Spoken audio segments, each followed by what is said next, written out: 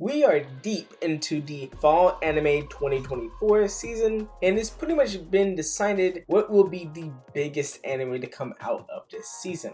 That being the new shows, Dandadan and Blue Box, in the continuation of Re:Zero. And if you think about it, it makes a lot of sense as to why these shows have popped off.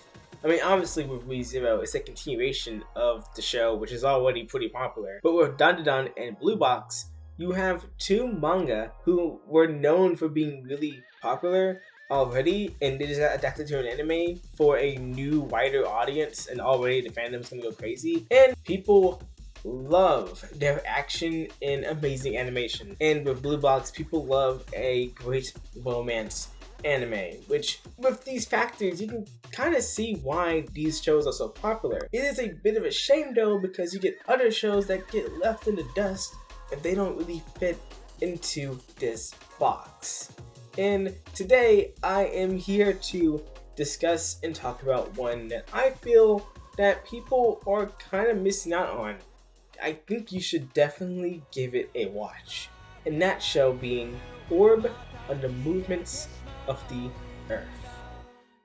Orb on the Movements of the Earth, or ORB as I'm going to call it for short, is a anime adaptation of the manga of the same name, created by Yuta, and is animated by the great Studio Madhouse, which has a lot of great works underneath their belt.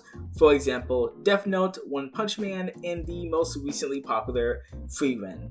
Currently, you can only stream this show legally on Netflix, and there is only a sub. I'm sorry, dub fans, I know this might come through a shock to you, but you're gonna have to look at words. Anywho, let's get into the actual show itself. So, what is Orb all about? Orb is a story about a boy by the name of Wafao, who is a gifted young scholar who lives in the fictionalized version of 15th century Europe.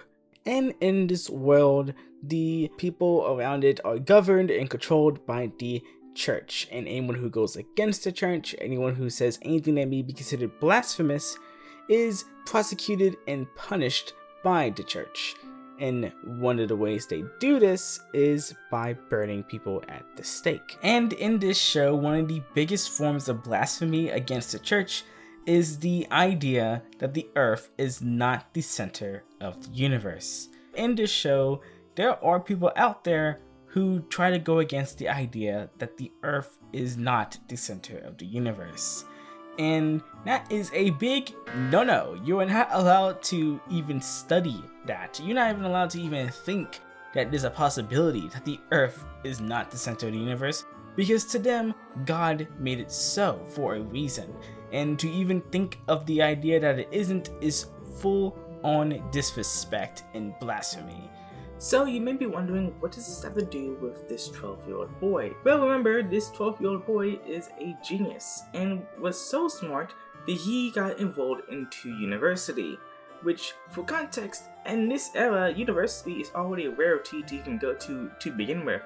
So a kid this young, being this smart, going to university is a big deal, and he had a choice as to what he would be studying. And he chose theology. Which, in the context of this world, knowing that this is basically a world led by the Inquisition, it makes sense that you want to study in theology. It's the IOL equivalent of going to university in STEM. But this isn't what Wafao wants to do. Wafao really wants to study in astrology. In fact, he loves astrology. But the problem is, it's a looked down upon subject to study in, mainly because of the fact that there's nothing else to look into. The universe is already solved. The Earth is in the center, and all the other planets are pretty much surrounding Earth. And this decision to choose theology over what he really desires, astrology, is because of his personality. Wafao loves to live his life rationally. He doesn't want to have his irrational desires and emotions get the better of him, because in order to live comfortably in this world, one must think rational. And Wafao will continue to live his life comfortably and rationally, until his life gets turned upside down by a man who looks like he has consumed too many bath salts and fence. I'm talking about Hubert. Hubert is an acquaintance of Wafal's adopted father slash teacher and was released from prison after he was discovered dabbling in a bit of forbidden research. But wait, you may be wondering, didn't he get caught doing forbidden research, which is considered blasphemy in this world? Shouldn't he have been executed? Yes, but if you basically say, I take the vaccines, I won't never do it again, you are basically let go under the assumption that you would never do what you were charged for doing again. And if you get caught again, then you will be executed. After a stroll and a bit of blackmail, it is revealed that Hubert never really abandoned his researching ways, and actually plans to further his research with Wafal as his assistant. And over time, Wafal learns that the geocentric system that the church has been running on for the past hundreds of thousands of years is actually a very irrational system, and the rational system is the heliocentric. And with this knowledge, Wafal had dedicated his studies into heliocentrism, which, if you have been listening, you are aware that that is a big no-no. He would have to do all of his research while dodging the Inquisitors and their crazy psychopathic leader, Noak, who is a man of unethical means and will do anything to keep the peace. And I do mean anything.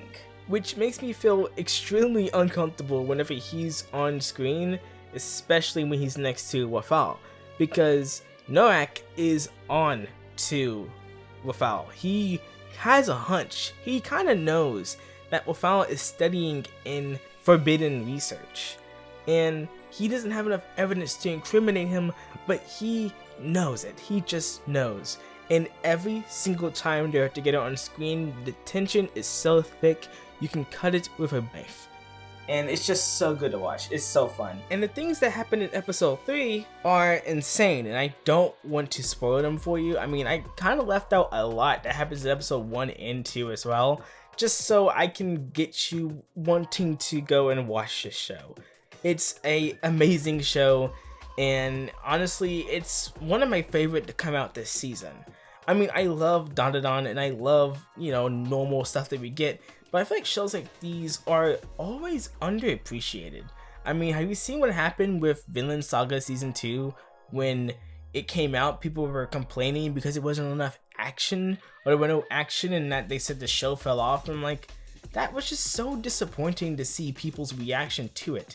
Not saying all fans were like this, but it was a loud minority of people who just could not compute the idea of taking the breaks and just smelling the roses and having a beautiful narrative instead of focusing on action.